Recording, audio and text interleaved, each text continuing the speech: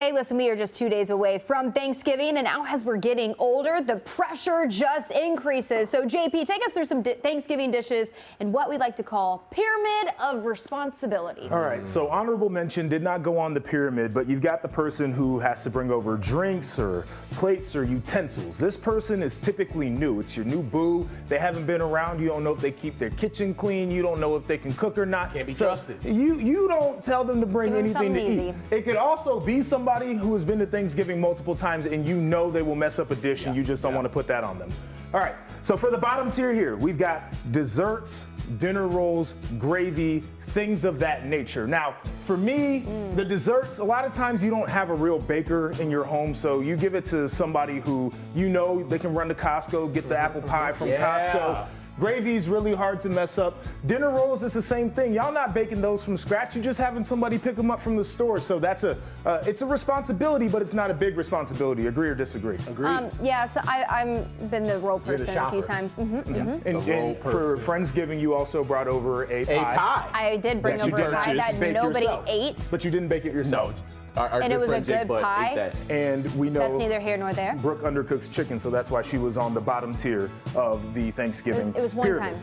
All right, so for the next tier, you've got things like dressing or stuffing, some people like to call it in some communities, mashed potatoes, cranberry sauce. These things are important, right? But they are not the star of the show, right? So if the stuffing's not great, it's like, okay, that stinks. But some people don't even like that. Mashed potatoes, same thing. And not everybody likes their mashed potatoes the same way. And some people don't even eat the cranberry sauce, although it is good. But if it's homemade, you're giving it to somebody you know can burn a little bit, but it's not going to make or break the meal. Here's the thing, I got to ask you annually, is the cranberry sauce loose? It depends on if you just made it or if you gave it time to set up. Yours, it was gel. Yeah, but it had time to set up, but I made it that day though. Okay. Yeah, it was good. Fresh. It was good. It was homemade fresh. Cranberry sauce. Agree?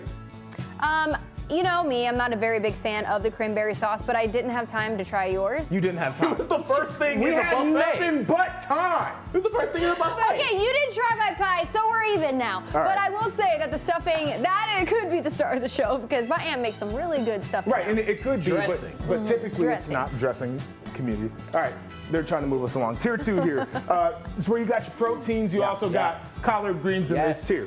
Proteins, you need to make sure it's on point. Whoever's responsible for getting the honey-baked ham, you got to make sure that they put the order in, that they paid for the ham, and that they brought it home. You got to get that thing warmed up. For the turkey, some of y'all don't know what you're doing. So you got to get the uncle who knows how to fry the turkey without that thing overflowing. You got to get somebody who knows how to bake it without having that thing dried out.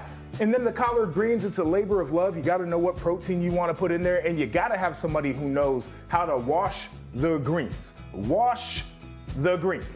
Please. Wash the greens. I'm surprised you have the turkey. Are you default to a honey baked guy, or do you want to find a nice ham and do the glaze and stuff yourself? You could go to Costco and get a good ham, by the way. I'm surprised you have the turkey in the second tier. Well, it's the protein. It's one of the stars of the show. It's the worst of so you have to make sure somebody does it right, though. That's why it's in one of the high tiers. Okay, but it's not the highest tier. I know. What's the highest? The highest tier is the mac and cheese. Yeah, it is. This is the most important side dish, most important dish in the community. 100%. Mac and cheese is given to somebody who you know is responsible and they know how to interpret the recipes, because a lot of these recipes were passed down.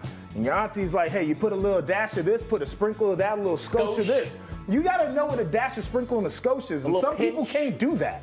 Some people over salt the mac and cheese because the cheese has salt in it. So you gotta have somebody who knows how to do the seasonings. It can't be over baked, but the eggs can't set up too early. You denature the cheese if you heat it up too much. It's a whole thing. You gotta have somebody who can do it right. And you have to add some breadcrumbs. No, right? you don't. Bro, stop. That's why you bring the rolls. That's why you bring the rolls.